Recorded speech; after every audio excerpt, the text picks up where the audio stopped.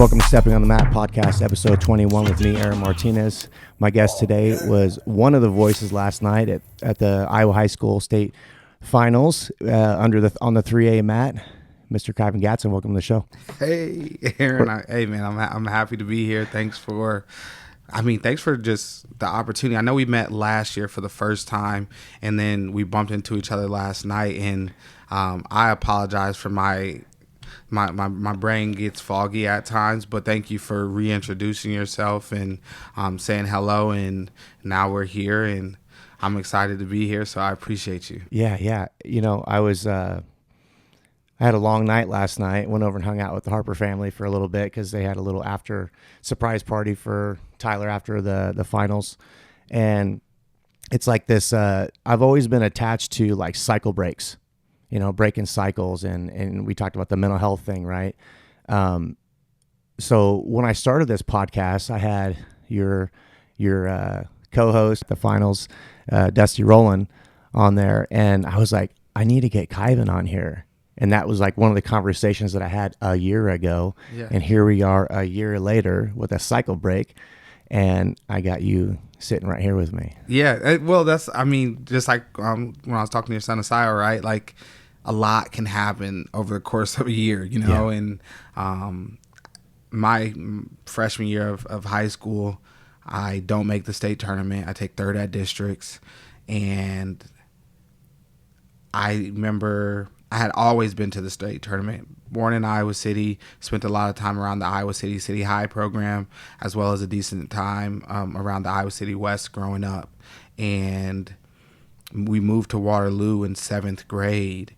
And once that happened, I get to 9th grade, and I had been to the state tournament. I'm probably talking like 10 years. It just was normal. Yeah. And I don't make it my 9th grade year. I'm crushed. Mm-hmm. And I remember my dad getting ready to leave to go pack things up and everything like that. And I have my stuff, and I come up like we're getting ready to leave. And he's like, "What are you doing?" And I'm like, "Go to the state tournament every year." He's like, "Yeah, we do, basically. But you had your opportunity to go to the state tournament." Yeah. I got districts. Yeah. And it wasn't that I didn't qualify. It was that some of the behaviors that led to me not qualifying that he didn't agree with, so he wasn't going to reward those behaviors. It wasn't really the win-loss outcome, but it was I had a C+ in school, so he didn't feel like I was taking care of the business away from the mat like I needed to be doing. The night before districts, I had made weight the night before districts, and then that night we had like a mini like team get together, and I succumbed to the fruit punch.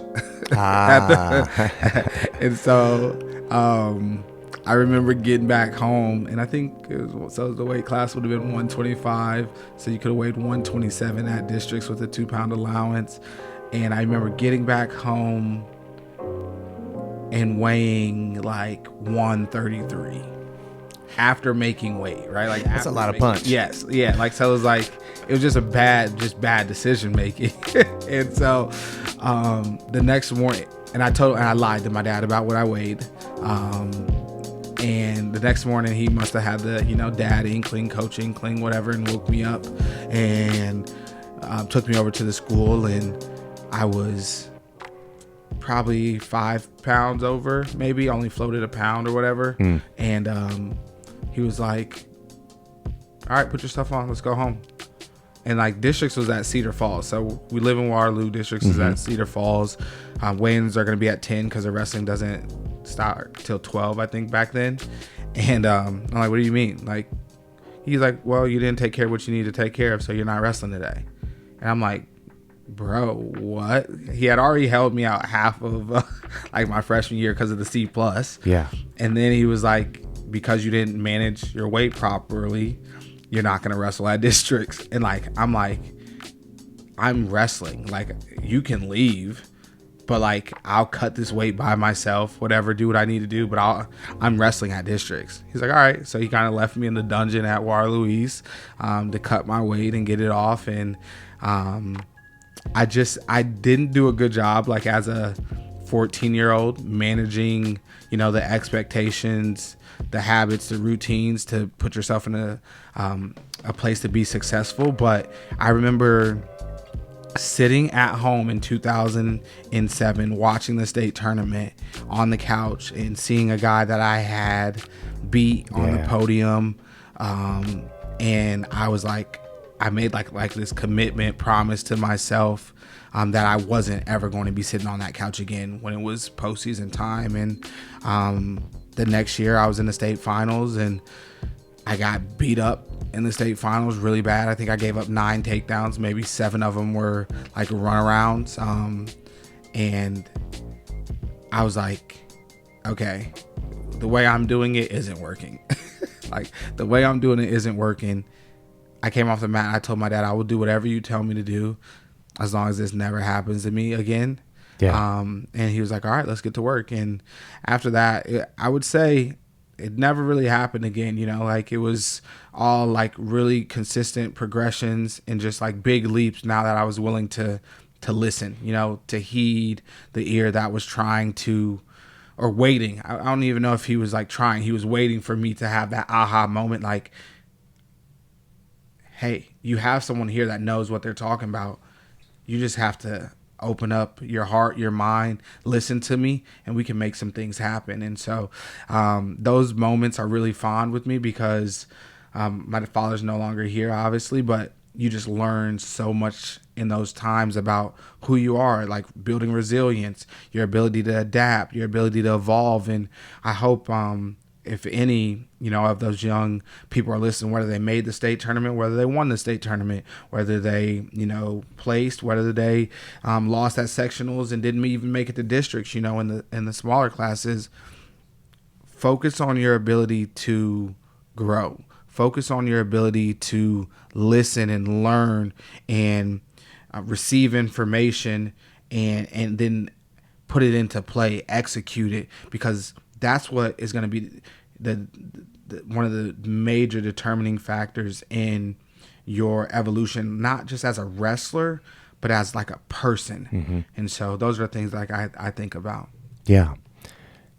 You know, that accountability, you know, you got that early lesson, and I heard you talking to Asaya about, you know, making that jump for next year. It's like, what are you going to do now with it? You know, what did you do in that time from your freshman year to your sophomore year?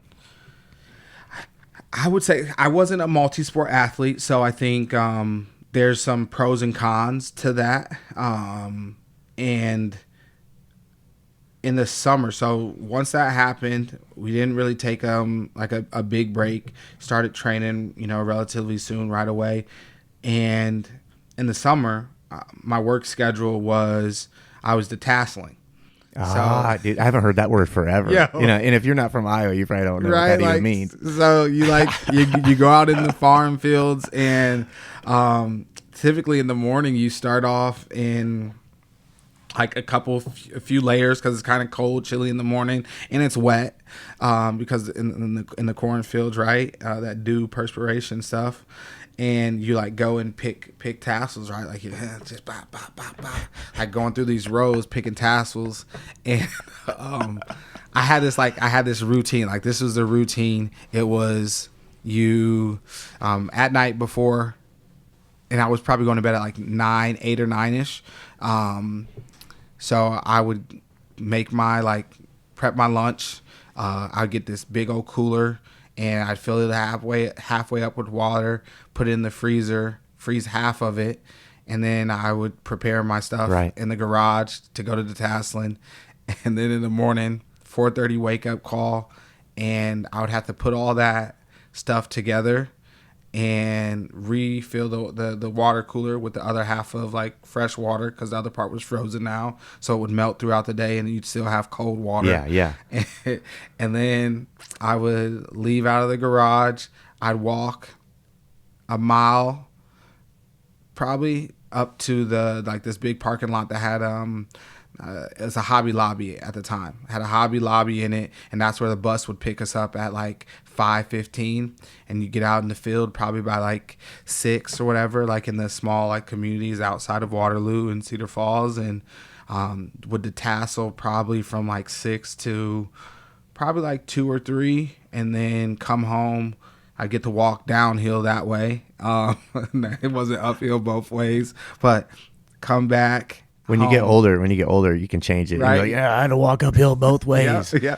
And then would do that, get home, would eat, and then would go. My dad would pick me up. We go into wrestling practice, and we'd lift. We strength train. So that was like for like probably like 6 to 8 weeks of the summer. That's what I was doing, and because I didn't qualify for, I wouldn't say, or I didn't go to Fargo or whatever as a freshman. But yeah, like that was the summer. It was just like work out, repeat, sleep, eat, and, nutrition, I guess. And I wouldn't say it was great nutrition, but like that was like the routine. It was like a real commitment to making sure you were accountable, because my dad never woke me up. He never woke me up for like the detasseling, for the weightlifting or anything like that. It was an onus he like put on me. Like he would leave me if I wasn't up at the time that we had discussed and ready to leave. And I have I think a greater gratitude, especially now that he's no longer here with us, but appreciation for the lessons he was working to instill that I didn't always understand at the time. Just thought he was just like a super hard, like general type dude. Like it's this way or it's no way, But now I think raising, a daughter and seeing where I'm at 31 years of age, it's like, this is what the purpose was behind that, This is why we did that. And so have a ton of gratitude for like not just my father, but all the support that I received, like throughout my life. Yeah, I love those 3 words: gratitude, accountability, and resiliency. Yeah, powerful. So your dad was Willie, right? Willie Gadson. Willie Gadson. He was an All-American as well. He took 3rd and 6th at the NCAA tournament for Iowa State. He was I think a 2-time Big 8 conference champ. Wrestled on the senior level for a little bit. Head coach at Division I Eastern Michigan at the time, as well as he was the athletic director around Iowa, and coached in Louisiana, Florida, and Iowa at the high school level. Yeah, so having that much knowledge and experience, like it's hard to discipline your kids in that way to give them that kind of direction. But man, there's so much value in it. Like, I mean, might not have seen it then, but like it's a part of who you are now. Absolutely. And resiliency is something that I appreciate a lot. Life teaches us huge lessons, and the more resilient you are, the better outcomes you'll have. So, tell me a little bit more about your high school experience. I mean, high school for me was, I think it was really good. Like I got to high school in 2006. So fall of 2006, 06, 07. In Waterloo East, right? Yep. Yeah. So 6, 7. My dad was the head coach, and I would say so at that time in 2006, I'm 14, right? 14-year-old kid, and I ended up graduating at 17. And getting down to Iowa State's campus a month before I turned 18. But high school was like really, it was an awesome time for me.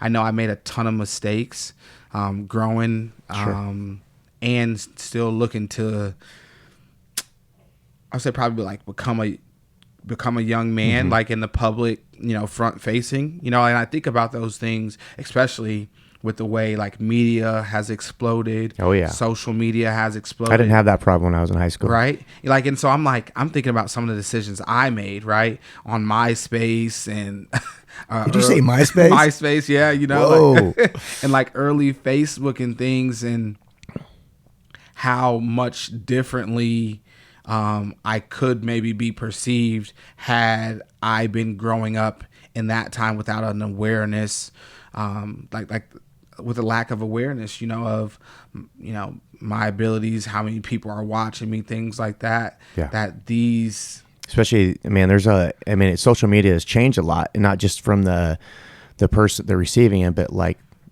the keyboard warriors are out there, man. Yes. There's people that love to love you, but man, they love to hate you too. yes, and like that. Seen a little bit of that last night. It's like, it's mind boggling for me. Like some of these high school kids that are achieving are 13. Some of them, you know, are 19, right? Like, but it's like we have grown people, like grown 30 plus, or what the frontal lobe is done developing at 25 or 26. Check. Yeah. So people with their whole frontal lobes developed, like having real disdain for the decisions of a 13-year-old or decisions of a 19-year-old that is just looking to find themselves under the public eye, in the public, you know, like realm, and not recognizing the type of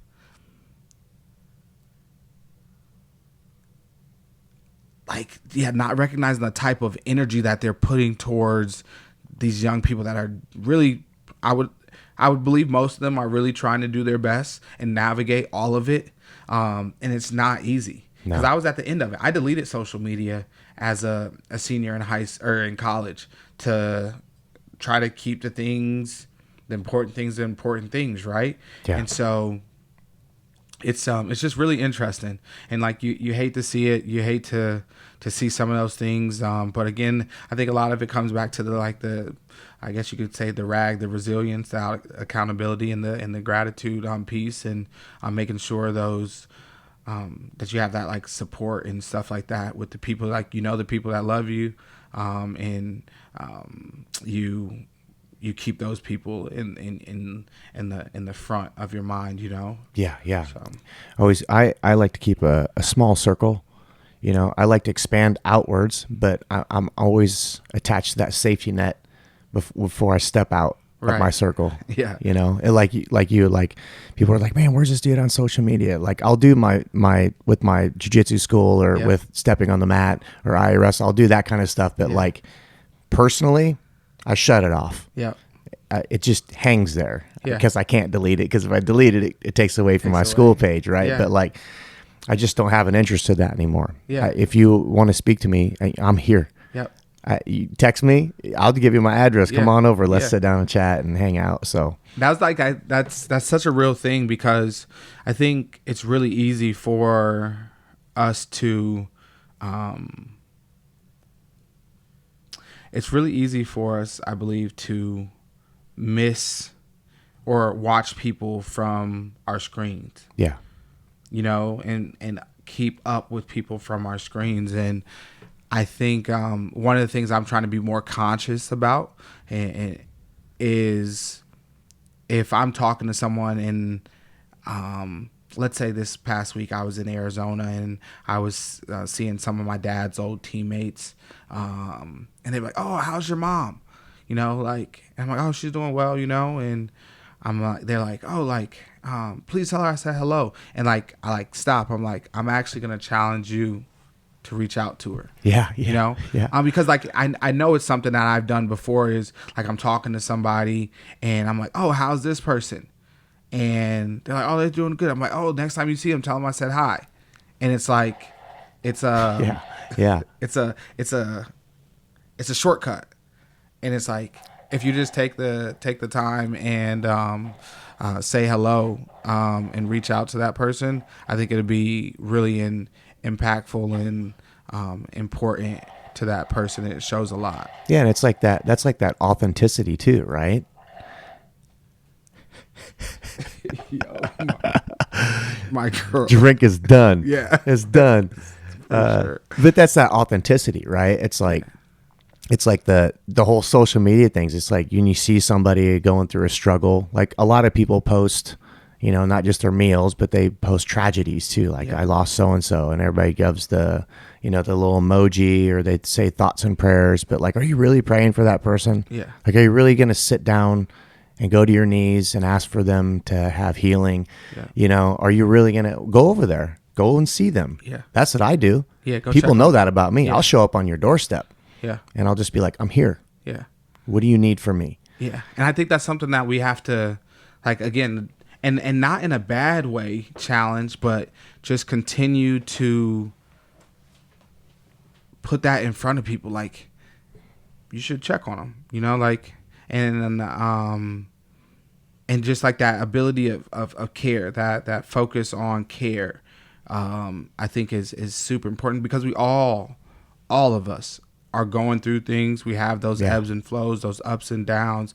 And I think the more care, attention, you know, love that you can show authentically, I think the better it is for everyone. You know, like I know for sure, like, I don't make it to all my friends all the time, but I try to be very intentional about when I do see them, like, being present, putting down the phone, and just like being with them, you know, because like, we all have things going on. We all get busy, those things, and life happens. Everyone's having kids, families are growing, all those like amazing things. But sometimes like we get stretched, right? And so, that's one of the things I'm like challenging myself to be more present with and more aware of, is not trying to communicate as much through the screen and just watching from a distance, but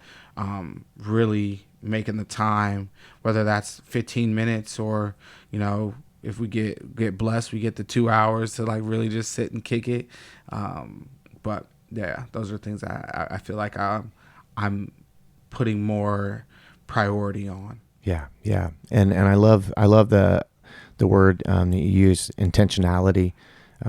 That's super important. Anything you do, you got to read intention. You know, even when you're connecting with new people, you're like, what does this person want from me? Right. You know, is it authentic? Is it real? Or are they trying to use me? Or are they trying to gain something from me? So intentionality is something that's always on the front of my mind when I'm meeting and connecting with people. Yeah. And like when you said like use, like I feel like we use our phones, like we use, you know, like our clothes and things like, and so like I try to think of like, if I am using something or connecting with something, I don't want to misuse something. Yeah. Oh, yeah. You know, like, and like I've tried to be very intentional, and I know I've fallen short of that numerous amounts of times. But like, that's where I try to put like my energy and focus, is like, don't misuse someone, don't manipulate, don't live in that space. Mm-hmm. But you know, it's all a work in progress, right? Yeah. Yes, sir. Yeah. Kyven, one of the things I wanted to ask you about here, and I knew this was going to be a struggle for me for you to come on, because I have so many things I want to talk to you about. Well, it won't be a one-time thing. Yeah. Let's do that. But you mentioned like a nonprofit. I got to talking to you about my nonprofit from the past, and I'd love to hear about that. Yeah, well, Erica Andorf, shout out to Erica. She's an amazing woman, amazing person, and I think we've been connected since probably like 2000 and maybe 11, 12. But we decided in 2020 to start the Be Rare initiative, which was a nonprofit to help kids build healthy social and emotional learning patterns through creative outlets. And that kind of just came from like just work we were doing on ourselves. And Erica had a situation where she bumped into, she was running the Ames area kids club, wrestling club, and a teacher had reached out to her and asked if a kid could come, and she was like, yeah, just get them there. We'll have shoes, singlets, all that taken care of. Awesome. For the kid, and the kid never made it. And right, there's always barriers. There's always going to be barriers, and that kind of, I guess in a way, like haunted her, you know, and showed her there was a gap, right? Like if we say like everything's taken care of and the kid still doesn't make it, there's a gap there that essentially needs to be filled. And oftentimes we're the ones responsible with filling that gap and finding the people. And so Eric and I came together and decided we wanted to start that nonprofit, and we got off the ground in 2020. Things have definitely slowed down since I ended my international senior level career. Just the time structure is really, really hard to continue to do it at the level that we were. And she also took a job down at Davidson College as the director of wrestling operations. So she moved to North Carolina. So things have slowed down. We've still been doing some things to help and doing some mentoring stuff, but it's definitely slowed down. And we're probably on the cusp of, I wouldn't say dropping it, but just following our last student through the end of high school, and probably going a different route. But definitely have a ton of appreciation for anyone that supported us in that endeavor. Yeah. But I know for sure that isn't going to be the end of us helping and supporting people, whether that's in Central Iowa or Ames or, any of those spaces. Like, I know that's not the end of that. And then have some other things that I'm working on with some people that I care about that I think will make a really big impact. And so really excited about that. Well, just like I was telling you about my nonprofit, like that was a lot of pressure for me, because I was my nonprofit was based on suicide, right? And suicide prevention and education. And that took a lot. And it was really just a small group of people that were kind of managing that system. Right. And I made a goal for myself intentionally to have it for 5 years. Right. And when I got to that 5-year mark, I completed that goal. And everybody was like, "You're going to keep going? You're going to come out with another season? Or you're going to come visit here?" And I'm like, that part's done. Right. And it doesn't mean that I don't care about veterans, or I don't care about the suicide awareness. It just means that I did my part in the big picture. Right. Because I was at a spearhead of that movement. And now I got to see all these other groups spawn off of it and collectively, and it's got its own movement now and its own wave. And I can move on to something like that we're doing right now that to me has the same intentionality, which is reaching people, connecting with people, growing a culture in a way that's built around people that are successful in it, like yourself. Yeah. Yeah. It's amazing what a focused, clear mind can do when just being. I would consider it being an executor, someone that, like, you can have a visionary, but then you have to have the ability to execute. And I think you learn that from wrestling, right? We know a lot of the same moves. Mm-hmm. We can find or access the same videos, the same clips, all those different things. And so what does it really come down to when you're in the 3A Iowa High School State Finals?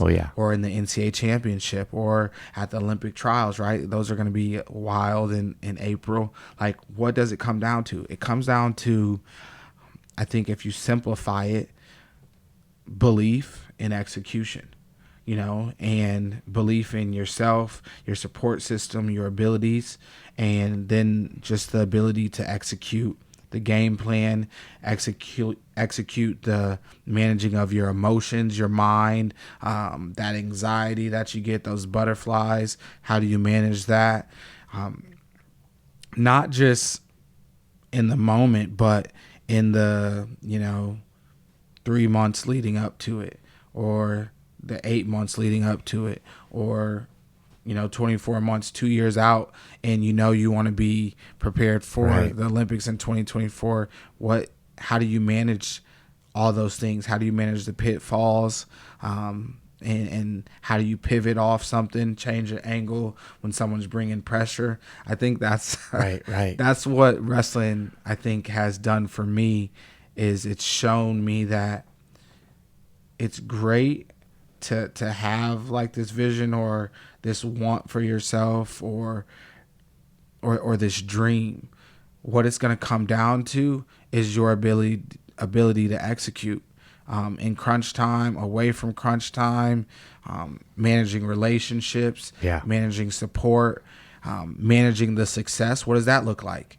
Because right. That's We've seen that. thing. We've seen that chip often at professional levels with things too. Right. You know? Like, what does it look like to manage like success at the highest level when you've maybe reached the mountaintop when it comes to achieving your goals? Yeah. Okay. And if that's an NCAA title, if that's a state title, now how do you manage that? Or are you looking to maximize it? You know, there's a lot of different like questions I think like have to be like asked, but I think even like just this weekend is just like a really, really fresh reminder that just past results do not indicate future, results, right? Like that's just the realness of it. You have to go in, continue to evolve, and execute the game plan every day. Yeah.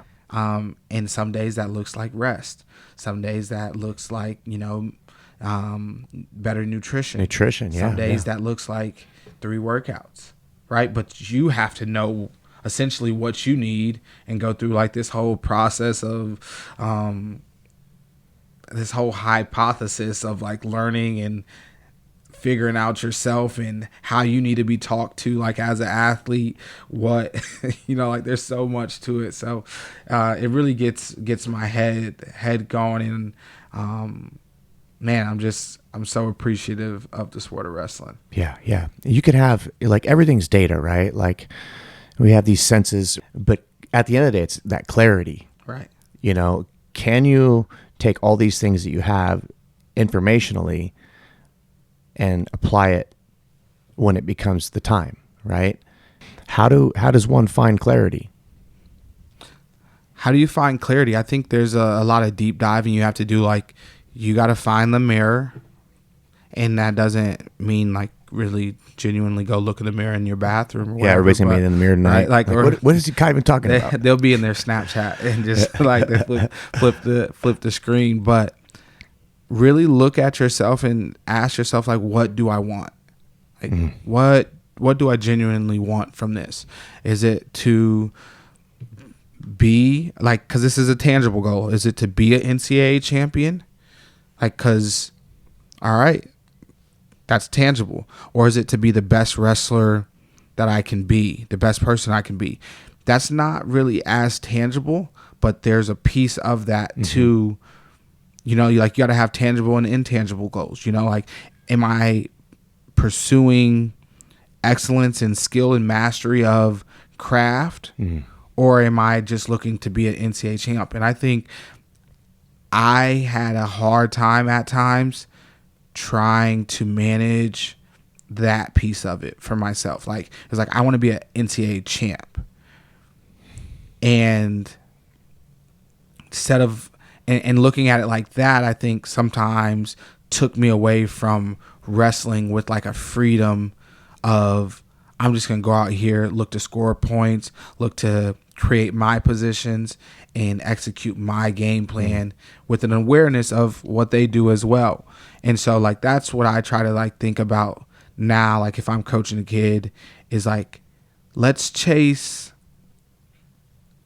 be aware of like what you want, like in terms of the tangible things, like if that's to be a state champ, but then let's reverse engineer it and be like, all right, to be a state champ, these are the essentially like the intangibles, like the work ethic, it's not going to be just because this person did 30 practices doesn't mean that I can do 30 practices. I might have to do 35. Like you have to figure out what is your recipe for that growth and that evolution that you're looking for. And I think I could have done a better job, especially on the senior level, of learning to chase the intangible, because I think it would have provided me a little bit more freedom. Like when I talk about the freedom I felt probably in the last 5 matches of my like college career, I was so relaxed. Like I mean like so relaxed, and I don't know if I ever got back to that place, but like it was just like, this is it. Like I'm gonna wrestle 5. Like when I went into the NCAA tournament in 2015, I was like, I'm wrestling 5 matches and I'm wraps. I'm out. like I'm done. No more folk style wrestling. Because like the crazy thing is, I had an extra year of eligibility. We because of the shoulder issues, right? Mm-hmm. And so I could have applied for that, and maybe in NIL times I probably would have, but I was like, I got 5 matches left. And I knew that going after the junior year and how that like transpired for me, I felt like I wasn't myself. I was like, I need to get back to why I love wrestling and stay in that place as much as possible, and everything else will take care of itself. It'll be extremely hard still, but if I can remember why I love wrestling, then I can live with whatever happens. But I feel really good about what can happen if I'm in a place saying like, I love wrestling and I'm grateful for this opportunity, and I don't have that many more opportunities left to do this at this level with this type of like eyes on me crowd. And so I was like, I'm going to maximize and have as much fun with this as possible, like feeling everything, like the heartache, the joy, the pain, the happiness. I experienced all of that over those like 3 days in March, and so yeah, it was a good time for sure. What you mentioned NIL? What's your thoughts about that? I think it's exciting. I think it's exciting for the young men and the families, even the young women as well. Haven and I'll have some conversations maybe if she decides to wrestle or do sports and things like that. But I think it's an awesome opportunity because there is a certain investment that is required to achieve the like success. So it's exciting to see, these young people get opportunities to build themselves or put themselves in position to be successful and to hopefully walk out of school with, less debt and having some fiscal opportunities. I'm all for it. Like I was selling shirts in high school. I would say I was on the beginning end of it, even though it wasn't maybe NTA wise, like it wasn't like all good, all go. So like what we did for my high school, had a solid girlfriend back at the time, and she helped me design a shirt. So I still have this like pillow. It says, "What time is it?" Yeah. And then like my nickname was Showtime, and so it had a clock on it that had like Showtime, and it was like 7. It was either 7 p.m. because that's what time duels started. Yeah. On the clock. I have to send you a picture of it. Yeah. But like, we donated the proceeds to our kids club, and so I think it just gives these young student athletes an opportunity to learn more about like what's important to them, and to make an impact in like a different way. Because from what I've seen, most of these young people, they give back. They're in the kids clubs, like they're talking, they're doing those things. And for them to have the ability to monetize that in a special way is really cool. Yeah, for sure. 100%. Even doing the Harper documentary. Yes. Just so everybody knows, and it's probably been said on this podcast, this wasn't something that Tyler wanted, desired, asked about. It wasn't even on his like radar for anything. It was something that came to me in a dream, and then I had a confirmation, the way that that my spiritual life is. I had a confirmation that was like, this is what is going to happen. And then, it's a beautiful manifestation that happened last night, full circle. But like, putting him on, means the world to me. He's not making any money from it. Not making any money from it, but I'd like to be able to sell a shirt for him or something. That'd be cool, because I'm a graphic designer too. Yeah. That's another one of my trades, and that'd be awesome to be able to see him be able to put funds towards his growth or towards a nonprofit or something of his own choice would be cool. Yeah. Well, because then there's the wide ranging ability to do things it just like it opens up to you. And I think I would assume it could become overwhelming. So these young people have to have solid people in their lives that for sure they can trust and that won't overstep or manipulate them in these situations, because they are vulnerable in a certain sense. And so you really need trusted people in these situations. You're going to have trusted people, but you're also going to have the people that are, snaky, slimy, that move in a different way that I think as a sport, we're going to have to call those people out and ostracize those people publicly, which I'm not for often. I'm not for it often, but if there's somebody that's moving foul, in my mind, I guess, I'll say something to them in private. I don't have to go on Facebook and do it, but I'll say something to them in private just to let them know, like, yo, people see how you're moving, and I just want you to know that people see how you're moving.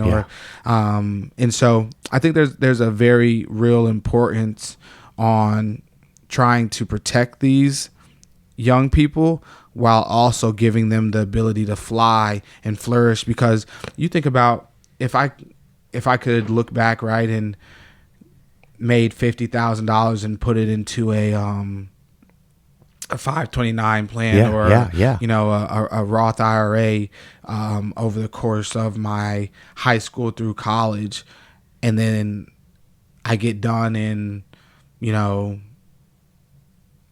now, like, oh, I want to buy a house, I'm in a position to do that, right? Like, and so I think it gives them an opportunity to live a different maybe life. Like, you can still live below your means and do a lot of like really impactful things. And I hope the kids have people in their life showing them, like, hey, instead of like, you're gonna get this NIL money, your scholarship maybe is, if it's your scholarship is taken care of, let's take, if you're getting $3,000 a month, to continue on top of that, take your $750 for taxes. We're gonna put that to the side. Yeah, the taxes. Yeah, the taxes. They come time. and get you. Yeah, and then let's give you $500 to spend on whatever you want, and then let's put the other stuff in the S&P 500 or whatever that is. Just like getting these young people educated, I think, on those things is way more important than not giving them the ability to earn off of their investment, which is themselves. They're investing in themselves. So I think it's really cool. I do too. I agree with you, and I appreciate you sharing your thoughts on that. But I'm going to jump to another sensitive topic. When you were doing your write-up, I was looking at kind of your key things that you were talking about, and one of them is the transferring thing, right? Okay, yeah. I'd love to hear, and being on a podcast, this is a hot medium, right? It's only audio and visually delivered, but nobody else can chip in. Yes. Right? They chip in the comments. So I've always tried to be mindful about what words leave my mouth. For sure. And intentionality and just, the human language is powerful. Words are like spells, right? That's what they call it, spelling, right? Yep. Like, you got to be careful about what you say, because sensitivities, right? We could hurt somebody without the intentionality of doing it, but it happens. So I'd love to hear your thoughts on transferring and that stuff. Well, I think it's a real part of life, right? Like, I have a job right now at the Iowa State University Foundation. I love the work I'm able to do, which is fundraising for the whole university. And if someone comes to me and says, Kyven, I have an opportunity that potentially, if you see it's fit, will increase your ability to earn for yourself, earn for your family, and can change your trajectory in a positive way, I think I have the right to hear that conversation. And if I no longer want to work at the Iowa State University Foundation and want to take my skills and abilities elsewhere, I think I should be able to do that, right? And so that's kind of how I see it. The transferring, I think there's I think there's a space for all of it. Some families are going to be like, no, we're staying here. We're staying with the people we grew up with from 5 years old to where we're at now. I think about if my dad wouldn't have took the head coaching job at Waterloo East when I was in 7th grade, I wouldn't have been I would have been at Iowa City West most likely, and I wouldn't have been in the lineup as a freshman or a sophomore. Mm-hmm. As a sophomore, I was second in the state to the person that won state for Iowa City West. So I would have been sitting on the bench, yeah, not able to see myself, maybe come into myself at that age and recognize, oh, I can do this. I am capable of doing this, right?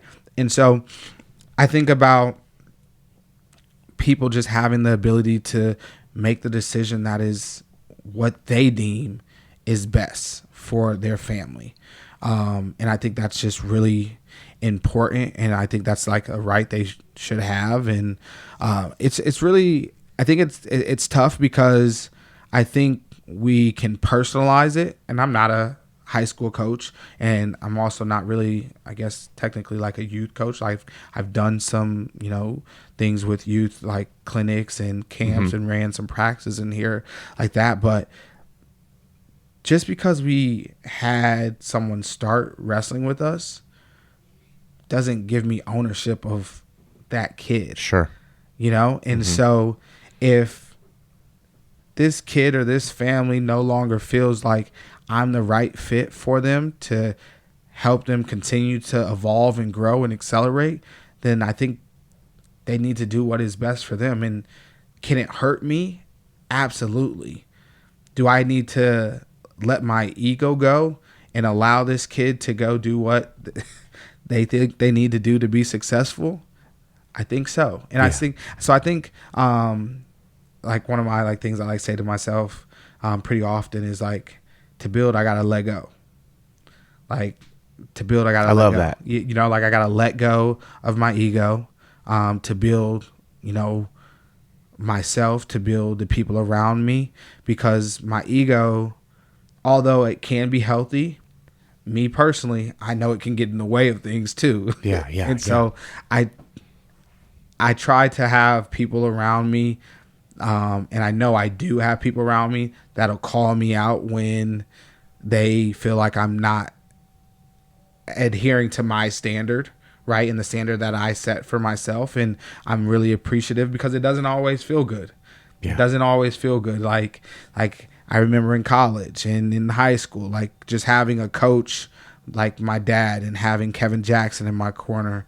Some of those conversations weren't, let me give you a kiss on the forehead and tell you how great you are conversations. They were hard conversations saying, Kyven, you're not doing what you said you would do.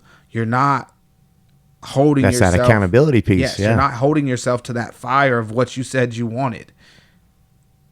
That's what coaching is. That's what teaching is. That's what parenting is. And I think about that often. So I think that people should be able to do what they feel like is necessary. I think, again, we got to let go of our egos. It's really cool because I went to Waterloo East, and I wouldn't say we had a ton of resources. I think my dad did a really good job of trying to pull people in and find people's path to help us. And I cross-trained with Cedar Falls. I cross-trained with Waterloo. Like, we went to the USA Mat Club and looked to grow. And Michael Kelly and I remember I was 113-12 in high school, right? And undefeated the last 2 years. So I had 12 losses between. Two-time state champ. Yep, yeah. And I lost to Michael Kelly 4 times as a sophomore, right? But then what did we do that summer? We trained basically every other day in the USA Mat Club in Cedar Falls. And the next year, he was a state champ. I was a state champ. And we sharpened each other, it's in that iron sharpens iron. Yeah, right? Iron sharpens iron. But I think that's a testament to like my father and Sean Kelly Sr. on their thought process is like, your sun shining bright doesn't stop my sun from shining bright. Check. It just makes the room brighter.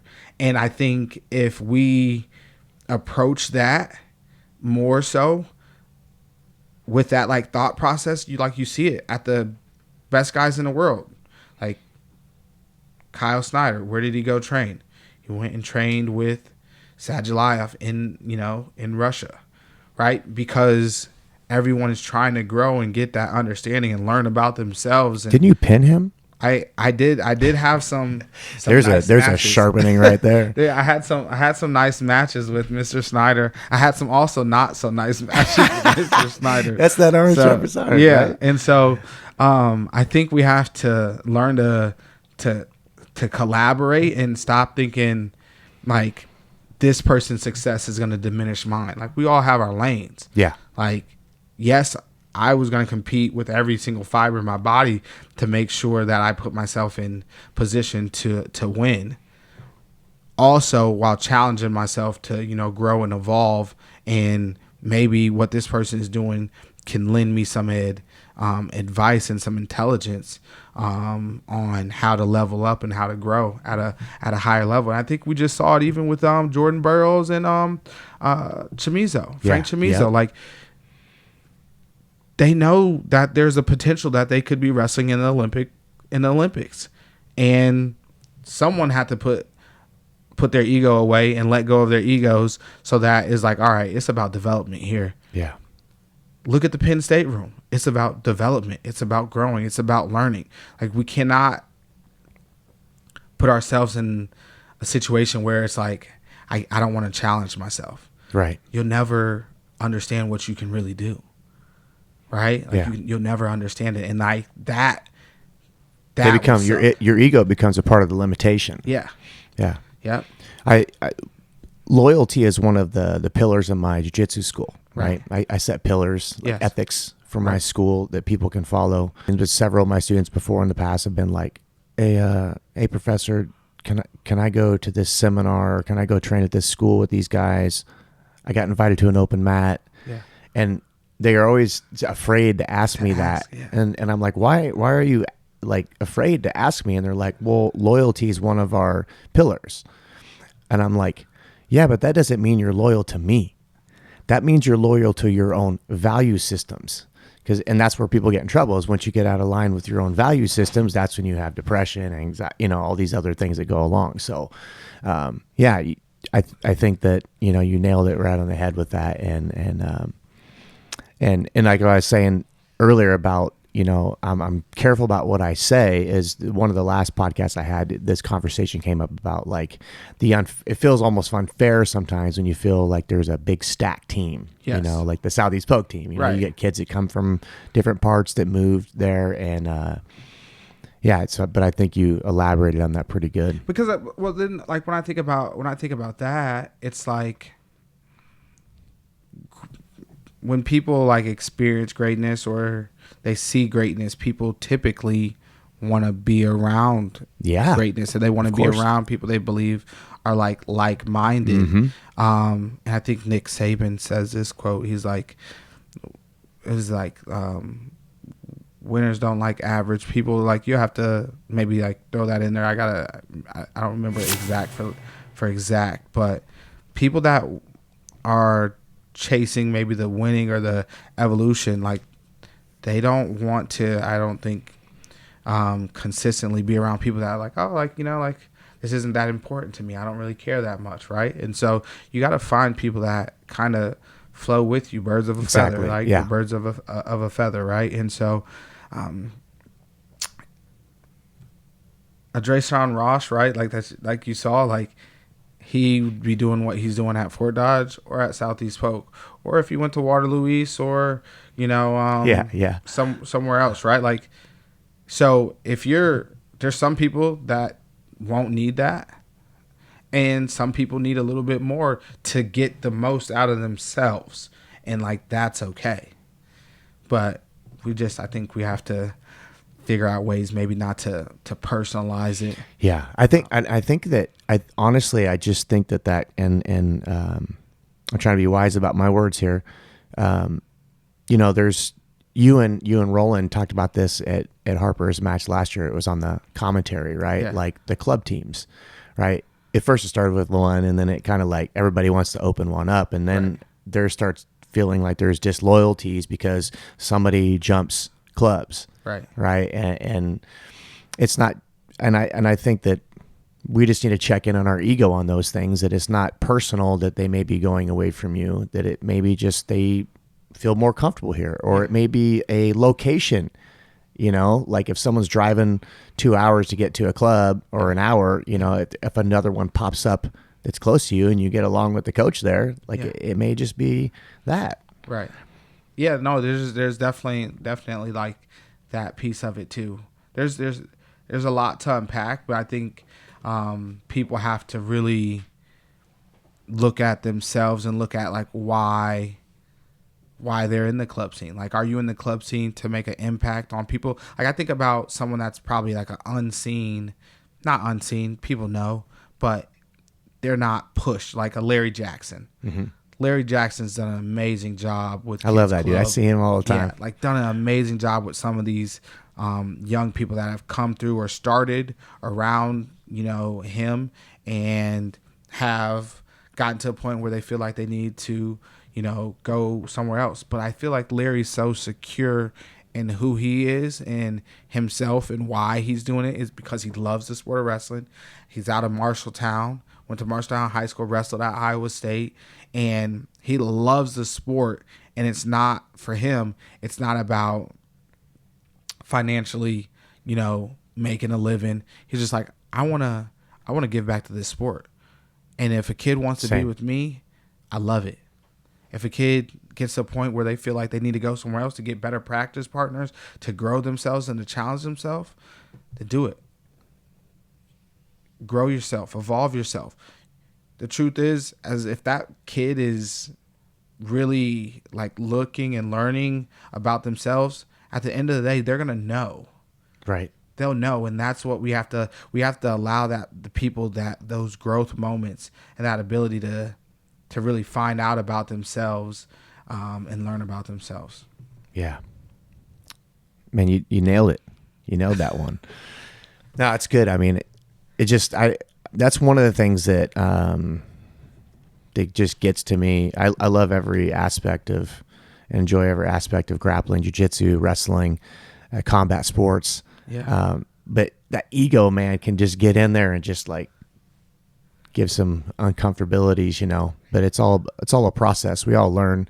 I've learned how to be a coach. I've also learned how to be an athlete. I've also learned how to be a dad, a dad coach, Yes. and then how to just be a fan. Yep. And the guy who writes the checks, Yes. like everything's a process. Yes. And we got to allow ourselves space to do that without making a bunch of mistakes in the process. So. Yeah. And like making like egregious mistakes, Yeah, like, because we're going to make those mistakes. And like Haven will tell you my daughter Haven will tell you, like, with a quick seriousness, we all make mistakes, Dad.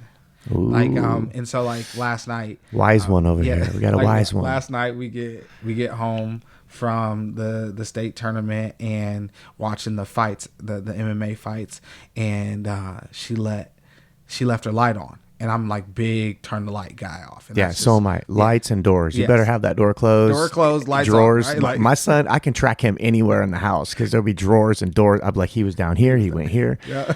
And so we get home and her light's on. And I'm like, Haven, look, you left your light on. We all make mistakes, Dad. I'm sorry. You're absolutely right. And like she'll call me out. Like there was this like so we're parking down at Court Avenue or Cabco, because I'm gonna go see Chris Timms, which was my Waterloo teammate, after or before the finals, and we park down there, and a guy comes up to us and is asking for some money, and I'm like, I don't have any cash on me. And what does Haven immediately do? You have money, Dad. And I'm like, and like I'm big, like one of like our pillars in the house like is honesty. Yeah. Like I'm big on honesty. Yeah. And she's like, "You have money, Dad," and I'm like, "You're right, Haven. I do have money. I do not have any cash in my wallet." And so like we had like a whole conversation because she had the good thing about kids, right? No filter. No filter.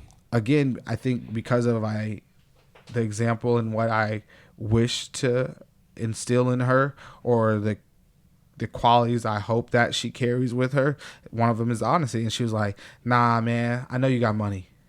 Cause I've been at the other side of it. And so she was not about to let that go. Cause I think just like character wise, honesty, hopefully will be something that she values for the rest of her life. So it's like moments like that where it's like, all right, we're doing well. We're doing well. So Yeah. it's good stuff. I appreciate that.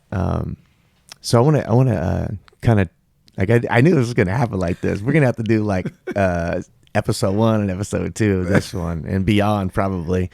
We vibe well. I love that. One of my memories yesterday, and yesterday was a long day. The whole week was a long week. Yeah. With all the media coverage and stuff.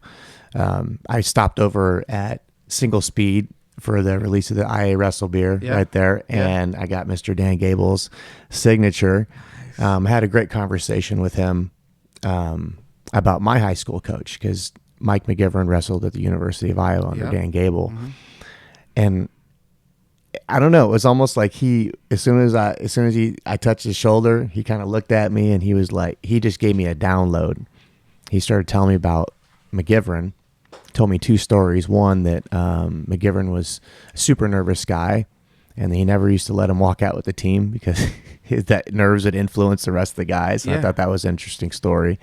But the other one he shared with me was about adversity and courageousness, which there's the Mike McGivern Award at the University of Iowa they give out for courageousness.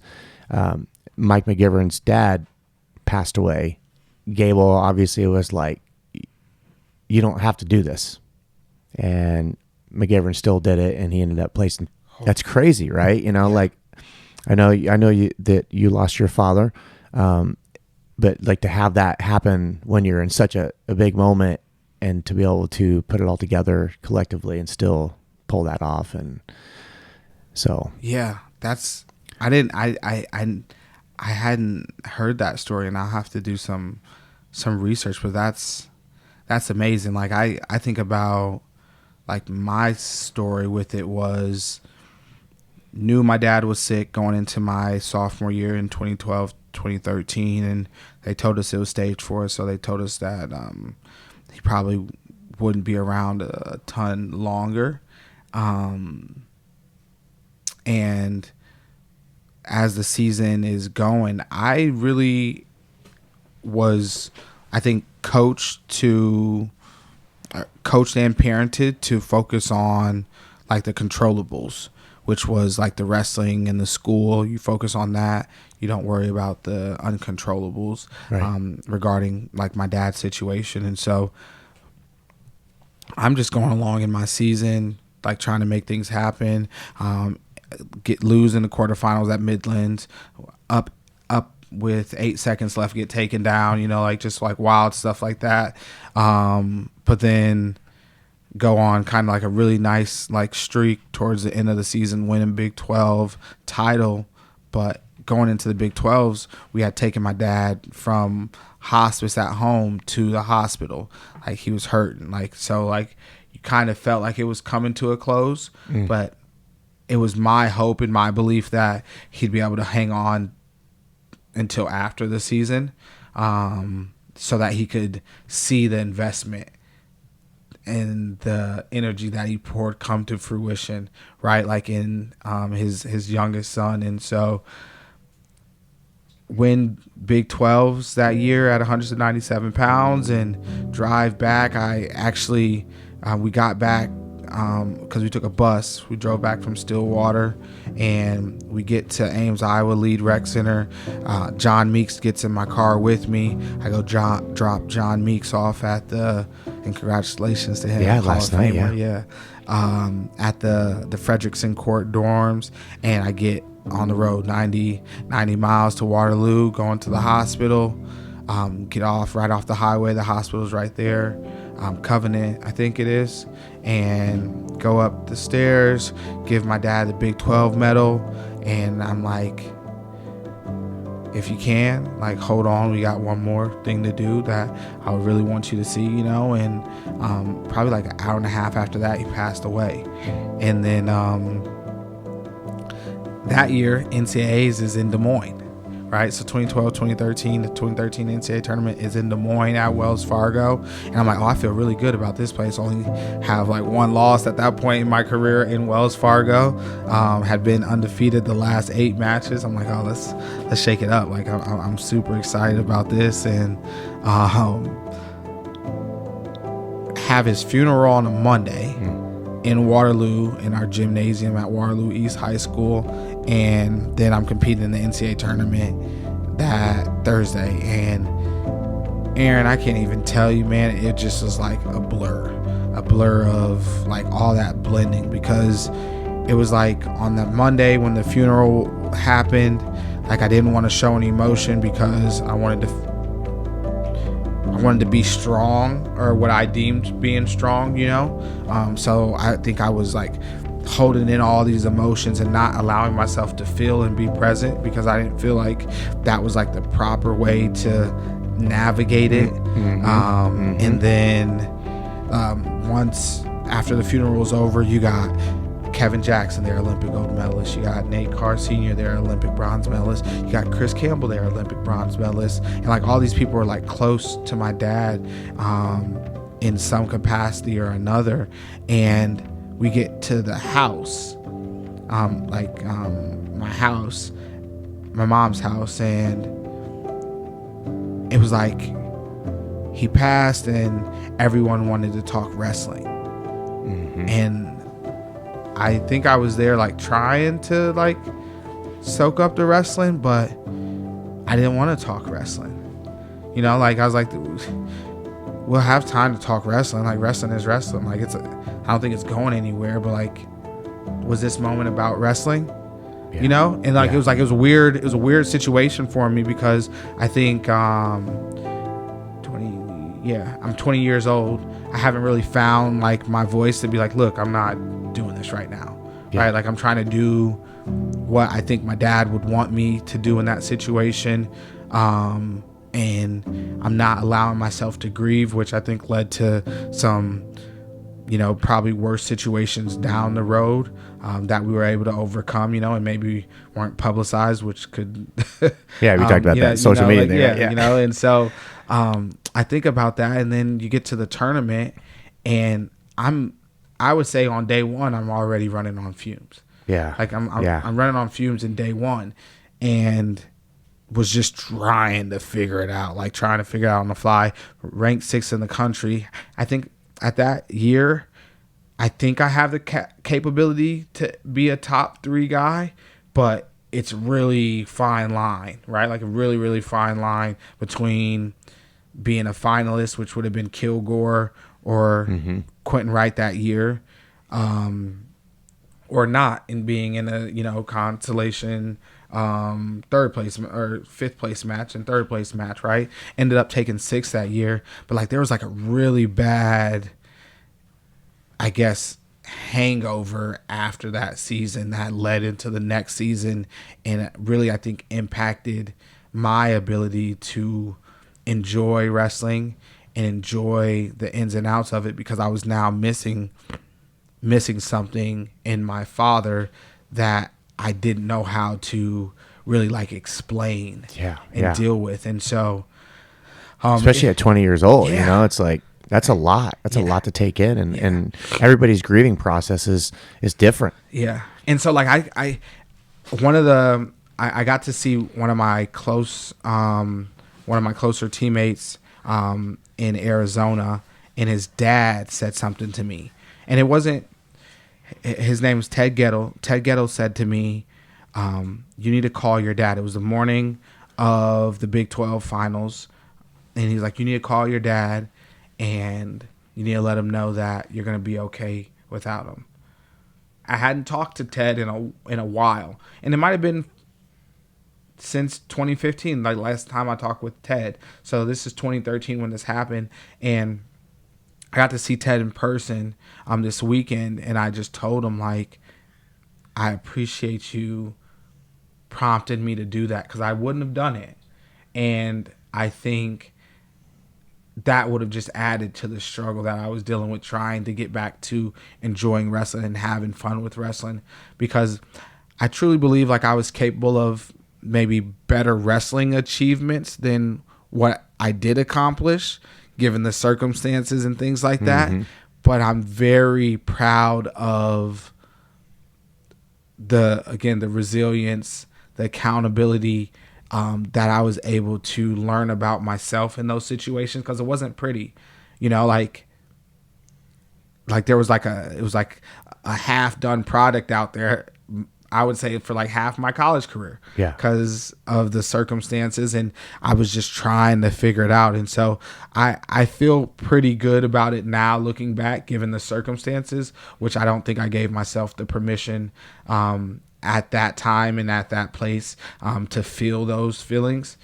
So like I feel like I've grown a lot in that space to be able to accept that and accept those moments, Yeah, and that was a part of your trajectory anyways, to at the end of it, like you can have all these goals that are these accomplishments, right, that you can have, but then there's these like greater parts of your experience in life that you can pass on to your kids and everything else, and your students and your athletes and other coaches on your team, any interaction you have with people that you're gained with your resiliency and your ability to kind of get through that foggy time without, and grieving in your own way too. Yeah. And cause again, at 20, you can't, right. Like I would say wrestling had always been my outlet. And I think in a way, like I had like a trauma bond with wrestling because as a kid, I don't know if you know the name Paul Beatty, but, or Chad Beatty. Chad Beatty was, he wrestled at the University of Iowa. He was a close family friend. My dad coached him. And Paul and my dad, like, had this great relationship. Like, they were always on the phone together when we were in Iowa City and Chad was in Wilton. And Mr. Beatty was doing a solid for my dad, cutting down a tree in our front yard. And he ended up falling out the tree and becoming paralyzed. Oh, man. Yeah. And so at, I think 10, I was probably 10, and I watched this whole event transpire. Yeah. And the next thing I remember, like after watching this tree like tip over and Mr. Beatty like go with it, I remember running down the porch because my instructions were to stay on the porch and not come off of it. But then I see this happen, so I come off the porch and I go like looking through the like pine cones. That's the type of tree it was, and I'm like, Mr. Beatty, and he's like, Kyven, go get your mom, right? So I run up to the steps, go get my mom. But like I watched this all happen at like 9-10 years because I was so fascinated with him. Yeah, I'm fascinated with him cutting down this tree, and I remember just I think I got asked if I wanted to go to, because we had a wrestling tournament that day, because it's like early November. It's still nice weather. You know how Iowa gets, right? Yeah, I know how Iowa gets. Yeah, and I remember I think getting asked if I wanted to go to a wrestling tournament. And I was like, yes, like I want to go wrestle because I wanted my mind to be off what I just had like saw or experienced. And it wasn't until maybe 2 years ago, I did a camp at Wilton. And I was like, it like hit me. Like I was like, oh, like that was part of the reason you fell in love with wrestling. Like whenever anything was like going bad, you just went and wrestled. And it was a way for you to manage, like, because I would say I had a temper as a kid. It was a way for you to manage all those things was wrestling. And that's where you learn to hone yourself and learn about yourself. And it was like, wow.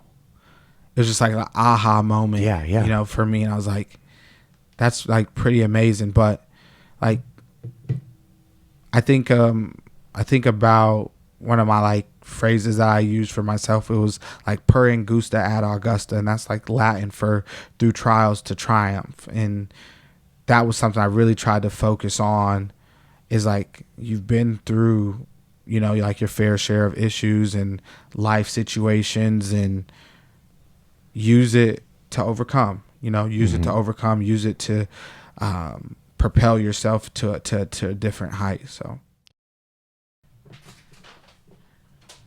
it's a little gift I got for you from Eco Nutrition, I Wrestle, and myself. okay, Go ahead and tear it open. awesome.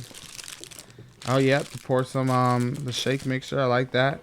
My guy Joey Boyens and Janae and Dakota, everyone at Eakin. Those are quality people. It's awesome. I Wrestle shirt. Hat. And you knew my sizes. I love it. Oh, this is awesome, man. I appreciate this. Do you have what it takes? Do you have what it takes to be a champion? We did nutrition the old way. We take nutrition to the next level.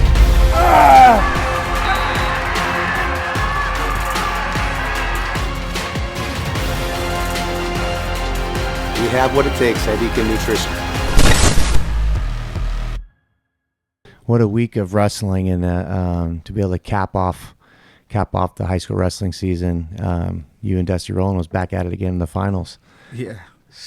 I mean, there was fireworks. Dustin asked me right at the beginning. He was like, what do you think about tonight? I'm like, fireworks for sure. And it definitely held that. The young men that competed in the 3A mat definitely went out there to score points and be active. And there were some tense moments, you know, guys celebrating, other guys, you know, hearts getting ripped out. Saw a 4-timer not. A potential 4-timer, apologies, right? Not, you know, get that done. You saw a guy that upset a potential 4-timer also come up short. And so I think it was a lot of good wrestling all the way around. Yeah. On the documentary, during your commentary of Harper Pierce last year and the state finals, you said that, or actually, no, it was actually at the end of Maddox Sports and Johnson's match. Yeah. You talked about, like, you know, there's two sides of it every time. You know, it's the guy who wins and the guy who has to take the L. You know, it's tough. Like, I think about Maddox, Washington Johnson, right?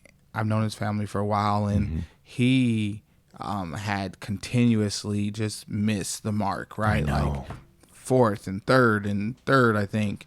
And then he gets there that last time and figures out a way to make it happen, and broke his foot.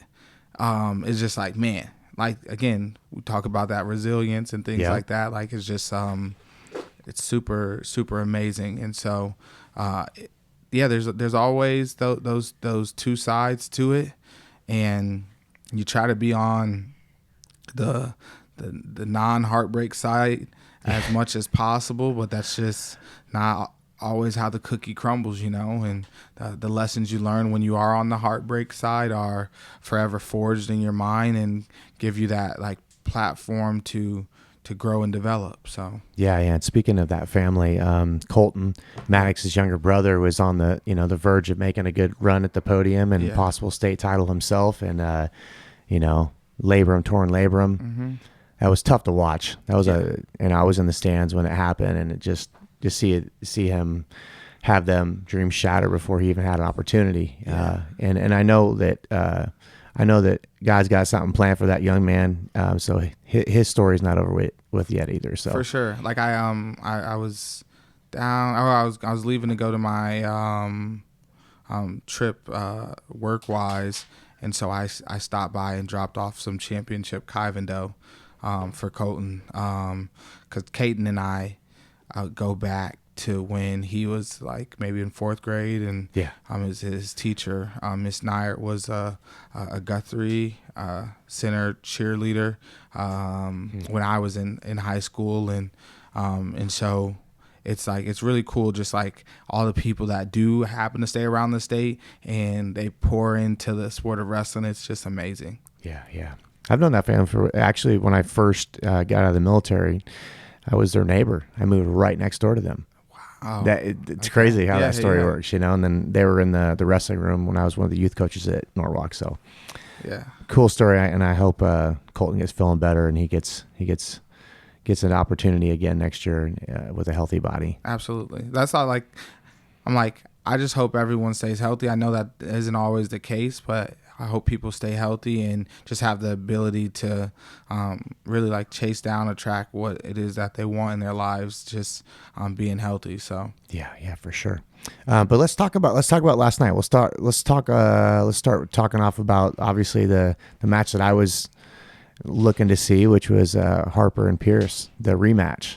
Yes, like I was super excited to watch that match, especially given the past history with them wrestling in the finals the year before, and just watching how, again, people like respond to, you know, failure. Is it a bad thing or is it an opportunity to evolve?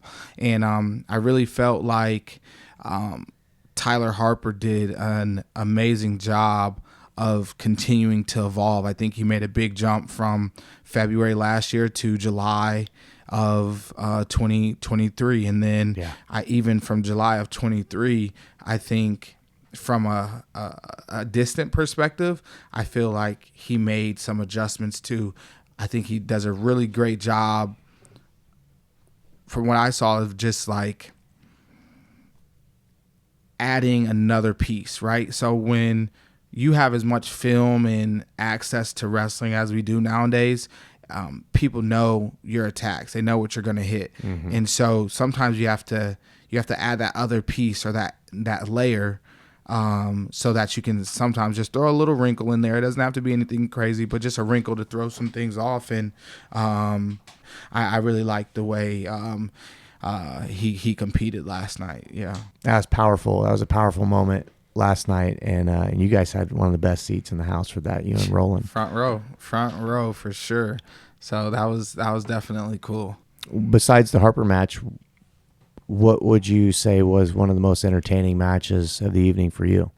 For me, I think it was the 190. Just because when they start this, I don't know. Bless you. I don't know the background on all of it. I think I have bits and pieces, but I'll keep those to myself. But like just the intensity, I think, of that like type of match, it was just like there's a lot of energy there, and even before the match started, I was like, what's going on? Like, you know, like, and I love that level of intensity. It's like two young men again that are trying to find their space in the pecking order, right? And trying to make their name, right? So like I love that. I thought it was a clean match. I thought they both wrestled hard. I thought that they both really just tried to represent themselves at a high level. And I think in those situations you get a really good product, you know, viewership wise. And you know, I think they both can learn and grow from it. Slade obviously was jacked up at the end, got the flex in, you know, and I don't mind those things. I think it's a part of growing and developing and learning, you know, like yourself, because I think he's a pretty even kill person versus I think Denari sometimes is a little bit higher energy. And so like it was interesting to see how they both approached the situation and fed off those like nerves and that anxiety again that we probably see in those situations. I thought it was like extremely fun. But then I mean the last 30 seconds of 138 was nuts, you know, in overtime. Even the match with what was that? Was that 126? Kofax Christensen and was the Bettendorf kid? Kester. Kester, yeah. Yeah, yes. Like I was like, yo, these dudes are scrapping. And so I just got a ton of appreciation for them putting themselves out there, because it's not. I think it takes a lot of courage, and it's not like you just do it once and you don't have to do it again. It's you have to continually show up, willing to have your heart ripped out, and for that, I think it's super commendable. Yeah, I seen, as a filmmaker, like I look through the lens and I try to tell stories. Right. Right. And sometimes it's not fun to do it all the time because like I wouldn't say I'm an over emotional person, but I connect to people's emotions. When you're feeling sad, I'm going to feel you. Right. You're an empath. And the people don't know what goes on in those back hallways. I heard some on semifinal day, I think is the one that stood out the most. And I'm not going to say the wrestler who it was, but I seen the heartbreak and I felt it. Like I've cried like that in a moment in my life. I can think of 2 times in my life that like I had one out like that. Yeah. And I heard that and it was hard for me not to like want to intervene or check in on him. But like, I just knew that he needed to be alone. And, but man, that was tough. That was tough to watch and listen to. Yeah. And like, I can probably guess who it was. Yeah. 'Cause I think I had a moment with him at the, like at the finals. And like, I'm not like I guess I haven't like coached high school, but I've seen these kids.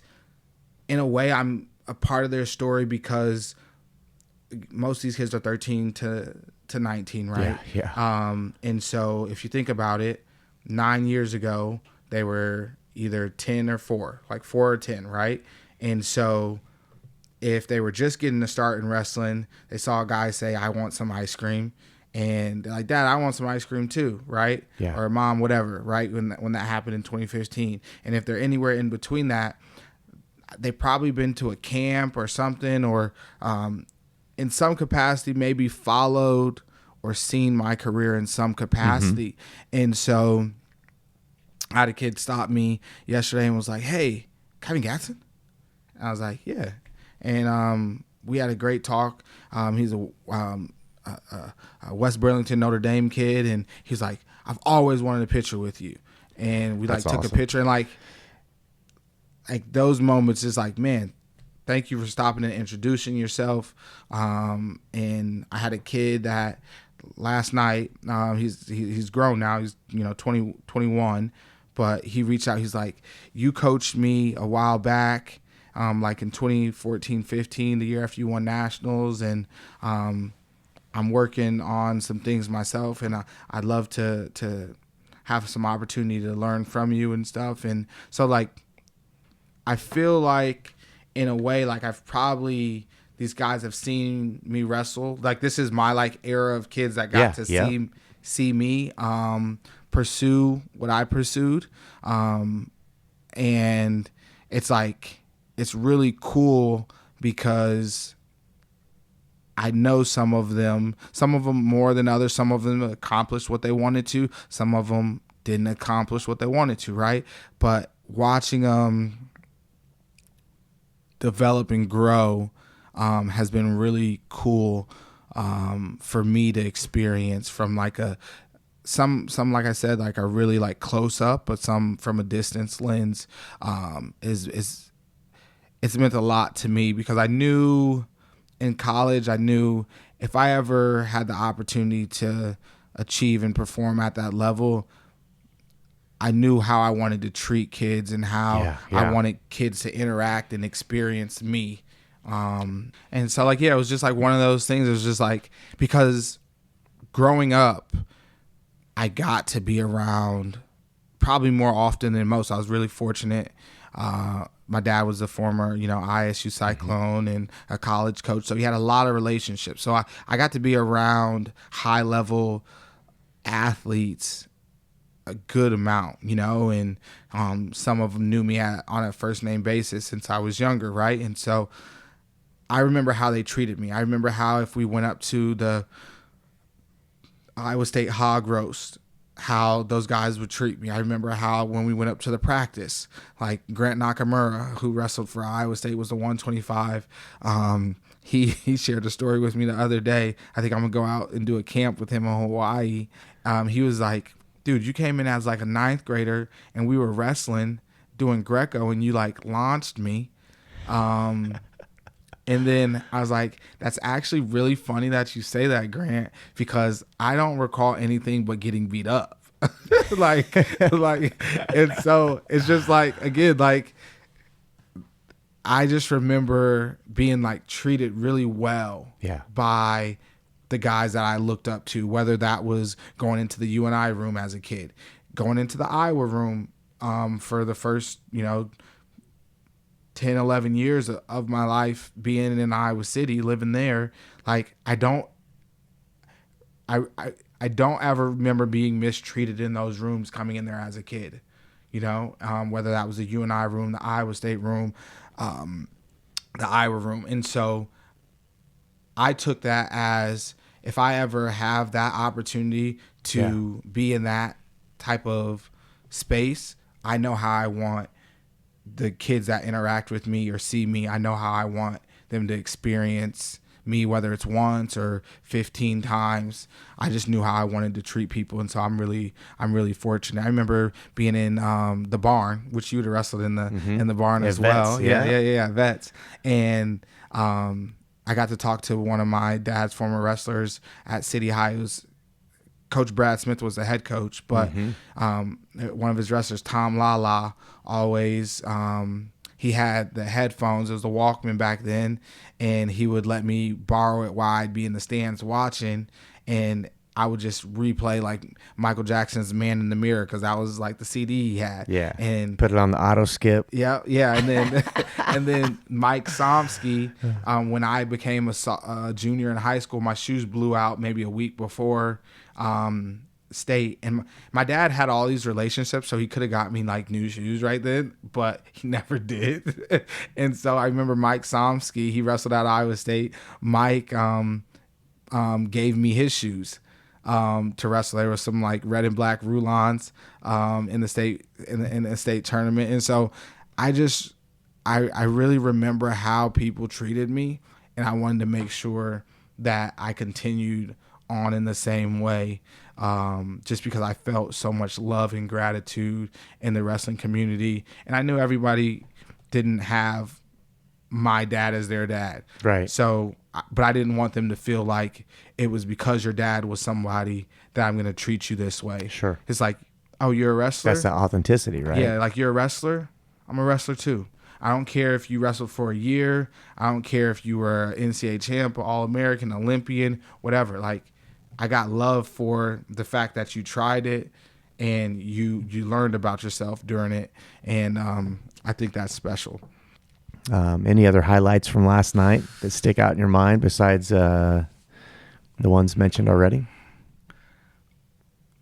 What's it like working with next to Roland?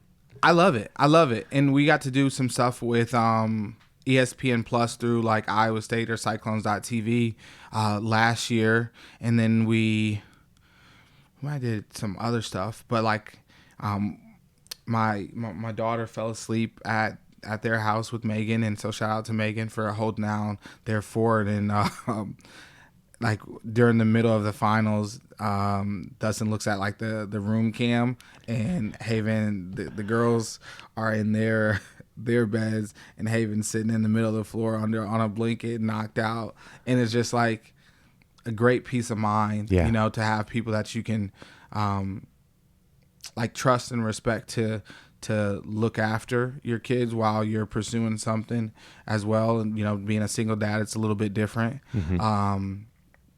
And so like it was awesome working with Dustin again. We got to spitball some stuff. I love doing the interviews with him. I'm looking to get that content chopped up so we can put those things out, some content that way. But like he just has I think he has good insight, and he's really well connected within the wrestling world in the state of Iowa. And so it's like been fun to see like he's doing his thing within women's wrestling and Ankeny, right? Yeah. But he's also part of he's the head coach of the 16U, right? And so he's stretching himself to make an impact, and I just have a great appreciation for that. Well, one piece of advice I could give to him about that is when you start stretching yourself thin, is that you got to start developing the next person. Yes. Right. Like he's got to find somebody that he can teach the way, show the way, so that way it continues to not just die off. It doesn't die off with like you. with the Lincoln program. Like obviously, I went to Lincoln High School. He went to Lincoln High School. When I knew that he was going to be the head coach there, I was like, finally, we're going to get like an uplift. And he did a lot. He did so much good stuff for that program. And now I'm seeing kind of Lincoln kind of like go back down. But he's made his step over into the women's side, which is like I told him when I knew that he was going to do that like I wanted to help him in that process. Like, so I'm trying to create a documentary now for the ladies side of it. That's awesome. I was able to go to the state tournament for the girls and see some just amazing wrestling. It's not but like then there's this piece of I don't want to. No, I'm going to use the word entitlement, right? Like we in boys wrestling or men's wrestling, there's just an expectation that because we show up and we can commit ourselves to it and we give, like our hearts, that people are supposed to, watch us and see us and, treat us as this, right?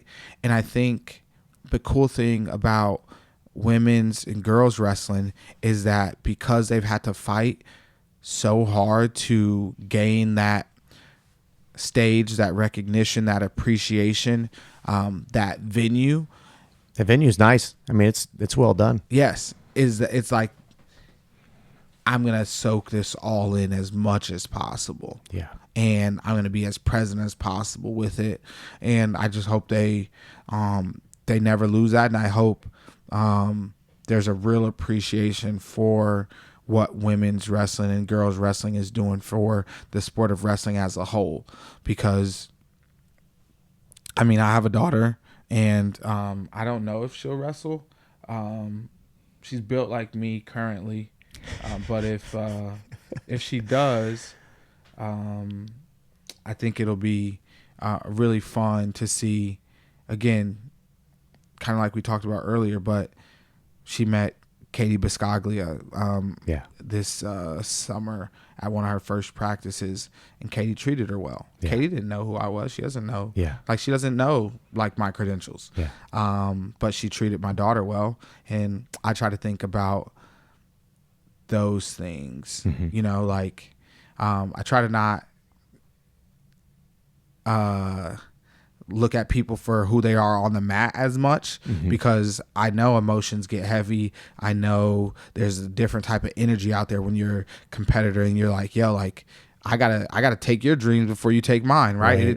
There's a different thought process with that. And so I try to look at how people navigate away from competition and who they are in that space, because I know how I was as a competitor, and I would say I was pretty locked in and like cutthroat and like didn't really care about your feelings. Right.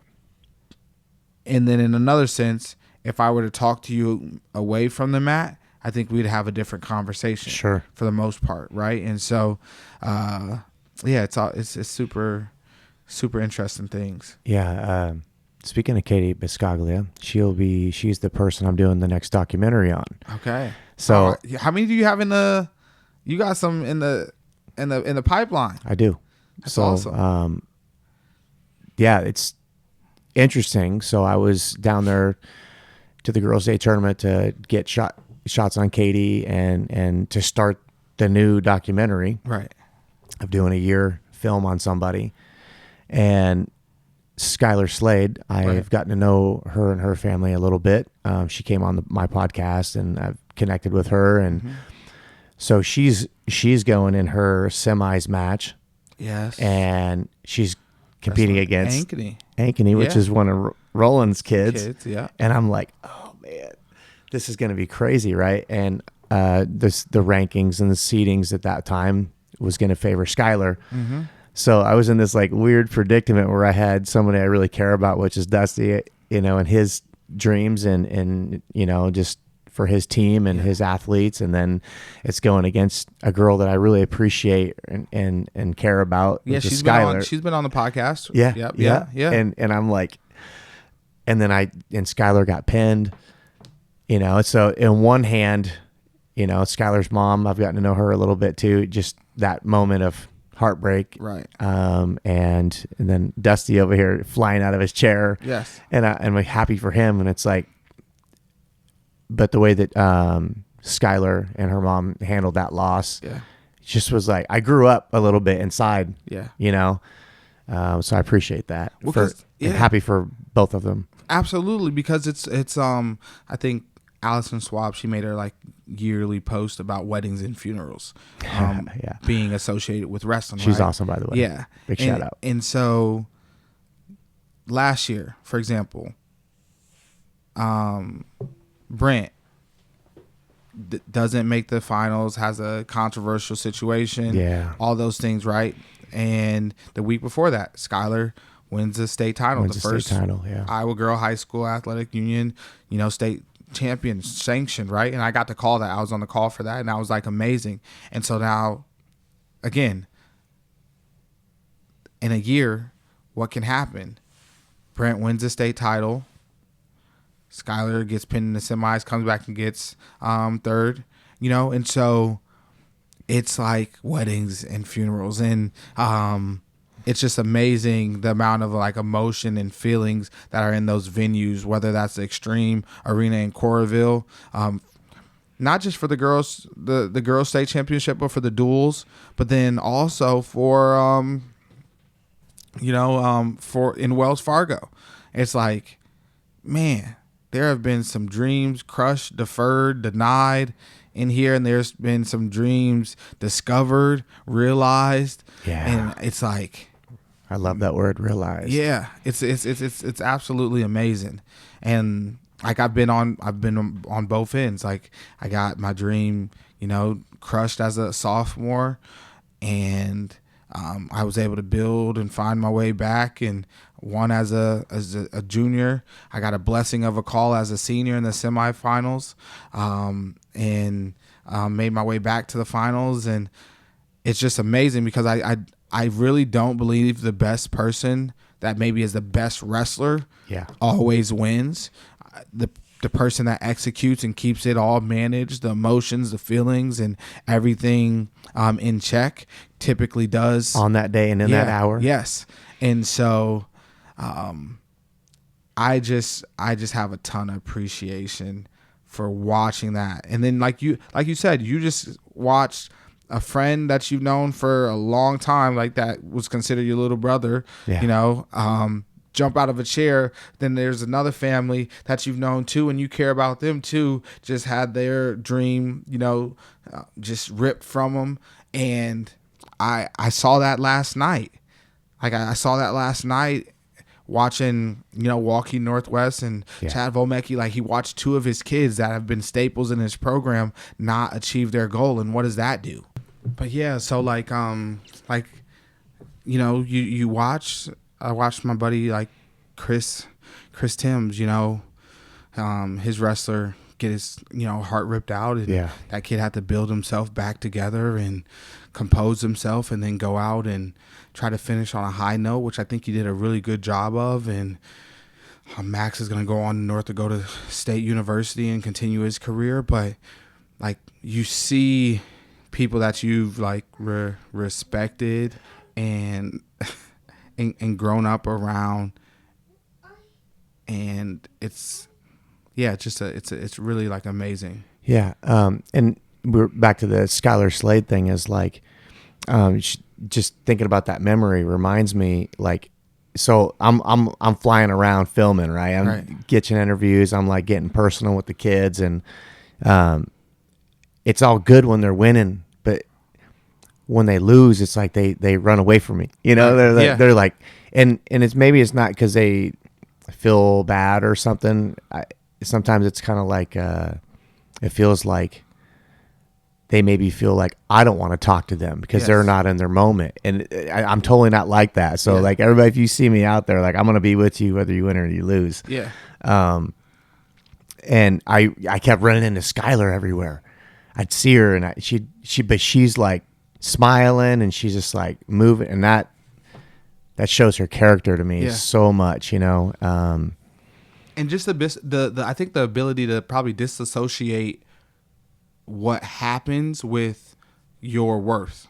Yeah. Right? The wins and losses with your worth. They're two different. Check. Yeah, they're two different things. And I think it's easy for them to kind of gel together, and you believe like they go hand in hand. Yeah. When they're not. That's not that. True that. And when we talk about like mental health and emotional intelligence, the sooner that we get our kids to understand that their wins and losses and championships and stats aren't equivalent to who they are as a person, and their value that they bring isn't directly associated to how many team points they scored at the state tournament, or whether they were an all-stater or they were just a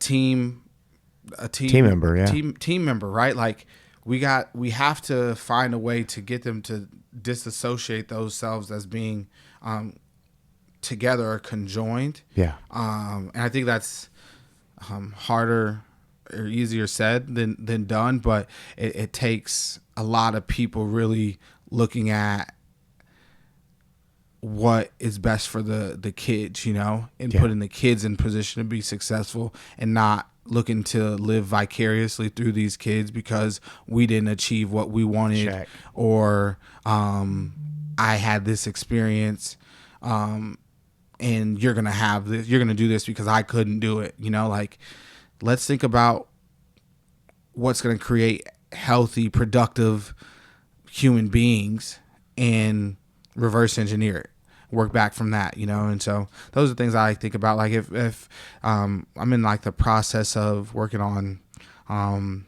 you know, some things within like, I think mixed martial arts, wrestling, and like some of the combat things. And the young people that I come in contact with, I want them to know how to disassociate their wins and losses with their worth. And I think if you can get them to attach to that, the earlier the better. I think that would be prove an opportunity to be really healthy, and allow, you know, productivity, because I think we're supposed to be productive people in society and find our niche or our space where we can thrive. And I think that was like the whole concept of Be Rare.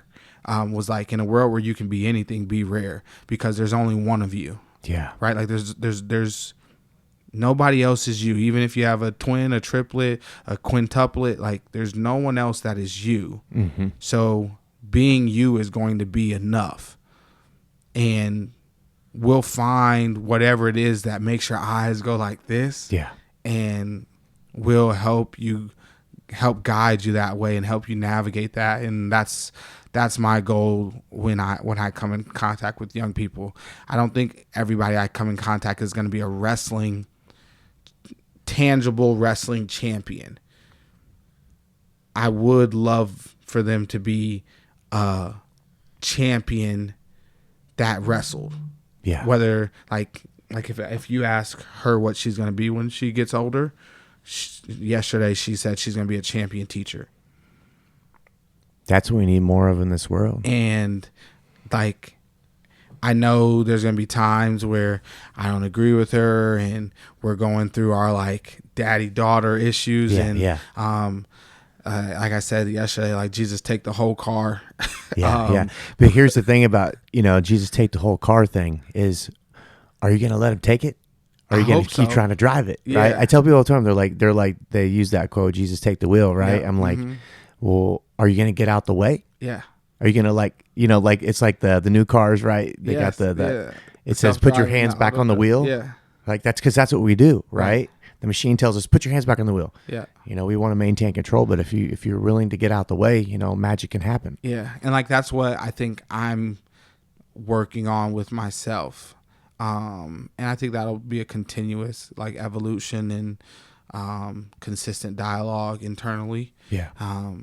So it's one of those things like, will you get out the way, you know? I've learned how to do that. I've learned how to completely get out the way. Yeah. Because I realized that when I was working on like not just spiritual things, but things within like, you know, my son or something, right? Right.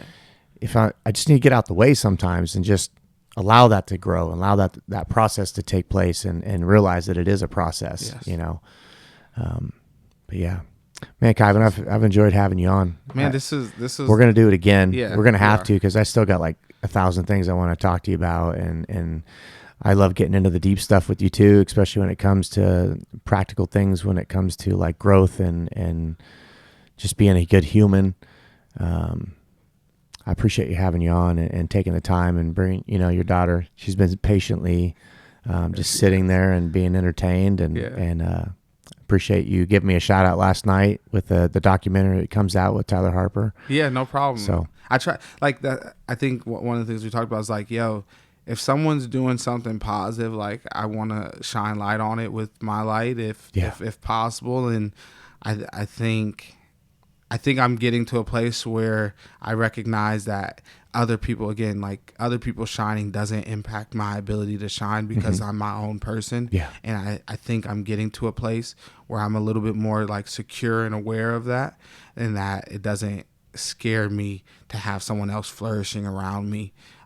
It just allows me to recognize what is able and what's possible. And I think it's always good to see things that are happening that are positive and be like, yo, like what you're doing is amazing. Thank you. Yeah, the sower of the seed. Yeah. Right. And those things come back around, you know, like the parable of the seed, you know, planting seeds it'll grow, you know, and then when it's harvest time, you'll have an abundance. And then when you have an abundance, what do you do with it? You keep it yourself, or do you pass it on? Yeah. So absolutely. I appreciate you having you on. Next opportunity. Let's go. To it. Yeah. Put her there. Yeah. My man. Gotcha.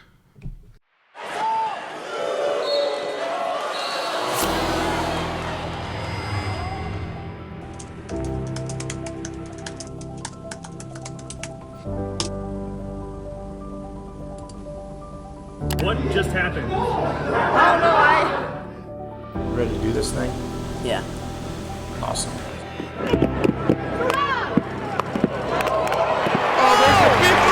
Big move out of Harper, you know, but can't take away from the tournament that Harper just put together. Absolutely. I mean, obviously super disappointed right now, but, you know, years from now, he's going to look and say, man, I freaking upset the #1 seed and wrestled in the state finals. Tell me about your goal of becoming a state champion. Yeah, we'd go to the state tournament every year, or at least like the finals growing up, and I thought that was just such a cool environment, and I wanted to get to that point, get to there at some point. There's actually a picture my dad has of like me and my brother standing up at the top row watching the finals, and last year my dad showed me that before I wrestled there, which I thought was pretty cool. And especially after last year, that makes me want to just win that finals match even more and become a state champ. Getting second place, it's more hurtful, you know, and I can't explain it any other way, because it just hurts. You know, it's you lost in the finals where that goal is right in front of you, and you may not get another chance to get that goal, because anything can happen any given day. Yeah, so one of the cool things about wrestling in general too is like you don't have very much time to feel sorry for yourself, right? I mean, he could have said, you know what, I didn't get what I came for, you know, for me, I'm done, right? But again, for him, it's like bigger goals. Not in the sport of wrestling, you don't always get what you deserve. That's the tough part about it, and that's the tough thing about life. You know, you could work your tail off, and it might not always go your way. So, what do you do? What do you do in those circumstances when you fall short? Yeah, use it as fire, use it as fuel. like motivation for the next time that you have the chance to chase that goal. If you don't reach it the first time, that's good, because you set a goal that you maybe you couldn't reach. I forgot who I was telling this to, but it's like kind of an analogy. You want to set your goal higher, so you want to set a goal that you obviously can't reach. That's gonna allow you to grow way more than setting a goal that you can reach, because you're gonna be going for something way higher. Like, if I set a goal for myself to be a world champ, and if I'm only at a state placing level, I'm probably gonna win state rather than place at state. But if I set my goal to be a state champ, I'd probably only be where I'm supposed to be. Like, you wanna set goals as high as possible so you can excel as far as possible, even if you don't reach them. So I think that if you don't reach your goals, that's not a bad thing, but you always want to chase them.